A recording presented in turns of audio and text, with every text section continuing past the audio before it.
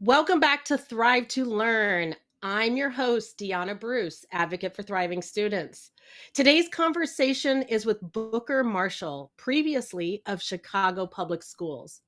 While Booker has moved on to an exciting new role outside of the school district, he assures me that this conversation, recorded just a few months ago, is as relevant as ever.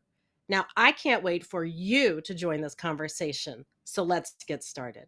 Welcome, Booker. Thanks for having me, Deanna. Excited to be here. Great. Let's go ahead and jump right in. So tell me all about Booker Marshall, your career journey, your passions. I want it all. Sure. So I'm Booker. I use he and they pronouns. I'm a transmasculine queer person, and I am a public health professional. So I have an MPH.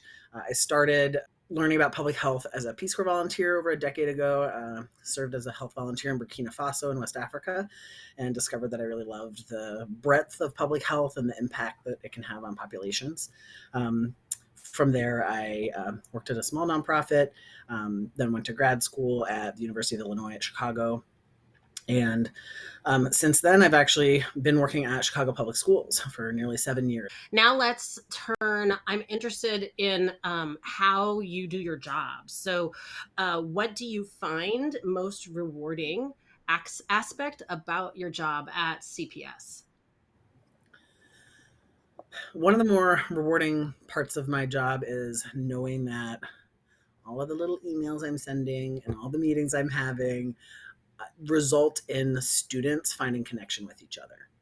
So the best moments are when I get to see that in real life, although usually I'm just sitting on a laptop. So it's super rewarding knowing that the spaces that are being created by school-based staff, like GSAs, Gender and Sexuality Alliances, are creating community and social connection for queer and trans youth and questioning youth and their allies that, didn't exist for me when I was in school.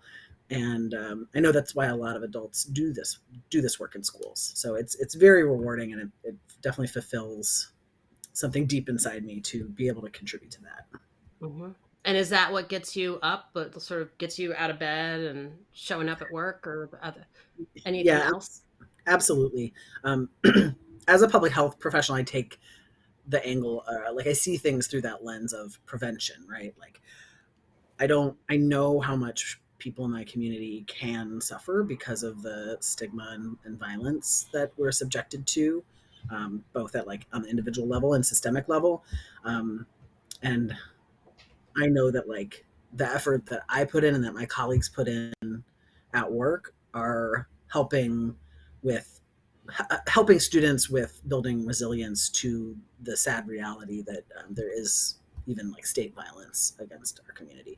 So yeah, it definitely makes me motivated to be sending emails all day to know that like it's hopefully like making some students at least feel like they want to go to school every day, Mm-hmm. and like maybe like stay alive also. Mm-hmm. Right. And it's very hard to learn if you're not in school. So so if those emails get kids to school, then you're helping the other educators um, with what they're tasked to do. Right, for sure. I'd love to hear about some of your other priorities at work. You mentioned, gay, gender and sexuality alliances, GSAs. Mhm. What are some other priorities? Where do you see the biggest need and opportunity to make a difference in the lives of students in Chicago public schools? Well, broadly speaking, I think that anytime adults can kind of allow for student agency in the direction of how school is designed and it functions, that is a good thing. That is the should be the priority, in my opinion. Students know what they need at school, and I think unfortunately a lot of adults, maybe specifically in school systems, because there's like this template of what we think school should be. Um, they think that they know best, right? That adults know best. It should be this way. Um, but students know what's best. Young people know what they need and they know what their peers need. So I think for me, that's like a philosophy that undergirds all of the programming my team and I do.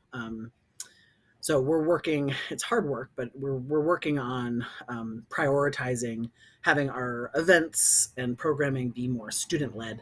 Um, there are limitations to that, of course. It takes a lot more time and energy and money because you need to compensate young people for their labor.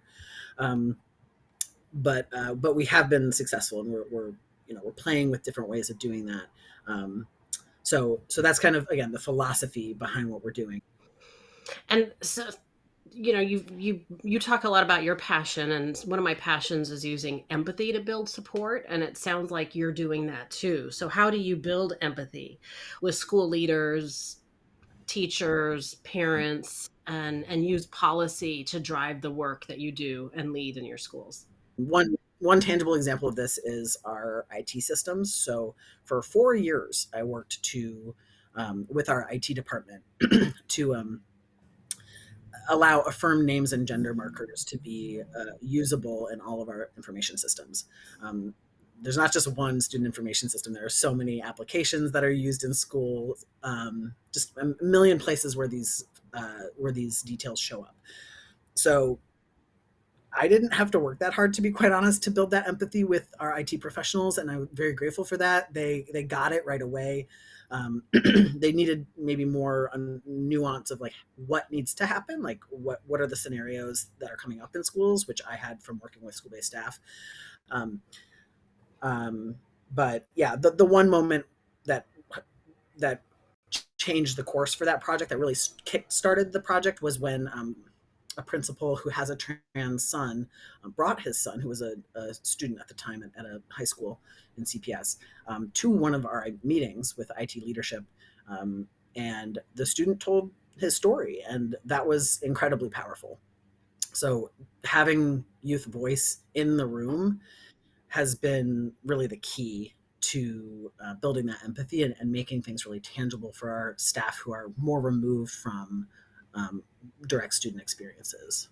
I want to switch to some of those big distractions that young people are experiencing right now. There's a bit of sort of a push that we've seen the past couple of years of anti-transgender legislation that's not only being introduced but also passed in states and being implemented. Even if it's not happening directly in Chicago public schools, I'm interested in sort of how what you're seeing. How is this having an impact, and has this changed anything in CPS? Yeah, that's a great question. So, for me doing my work, I'm very fortunate to be in the state of Illinois, which has really supportive laws around LGBTQ people generally. And then Chicago Public Schools also has very affirming and supportive policies and interpretation of Title IX at the federal level.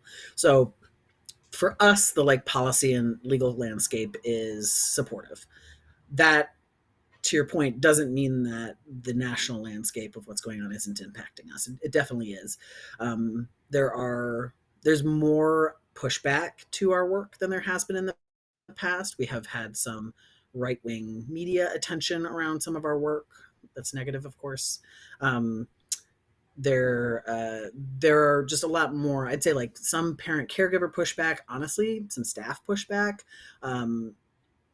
And it's happening at schools all around the city. So I think there's an emboldening of people to share their opinions that they know that they're in the minority at CPS, as far as like their opinions are not the majority, and they're not aligned with CPS policy or the laws that we follow here. But they are. I think people are feeling more like they can share, that it's more acceptable for them to share their attitudes that are anti-LGBTQ um, more frequently, more aggressively in some cases. But again, our laws and policies really block a lot of that, those kind of negative attitudes. I mean, there's not a lot you can say when like, well, it's our policy. Like trans students can use the bathroom that aligns with their identity. The midst of all of this mean spirited, dehumanizing attacks on transgender children, I, I know and believe in the goodness of humans. And so I'm wondering, what gives you hope as you look to the future? Yeah, I also am generally an optimist. I don't think I could continue doing this work every day if I weren't, to be quite honest. And honestly, what gives me hope is the students, like the queer and trans students that I see at these events. Like, they're great. They're just great. They're inspiring. They are being themselves. They have found themselves, far earlier than many of us older queer adults were able to. And I am very optimistic and hopeful that, they are our present and our future, and they know themselves. Booker, I can't thank you enough for coming on today and sharing your journey, your wisdom, and yourself, your time. Like I said, we'll make sure that folks have your contact information in the show notes so that if they have any follow up questions or want to reach out or make a donation. So thanks so much for being here. Thank you so much for having me. Yay. All right, what a treat. So glad we had this opportunity to learn from Booker Marshall today. Let's keep this conversation going, okay? I want to hear what resonated with you, how you can use this conversation in your school or practice, and what stuck out to you. What did you learn today? If you're looking for a partner, I'm here for you. I'd love to jump on a call and chat about how we can work to create an environment where all students can thrive to learn. See you next time.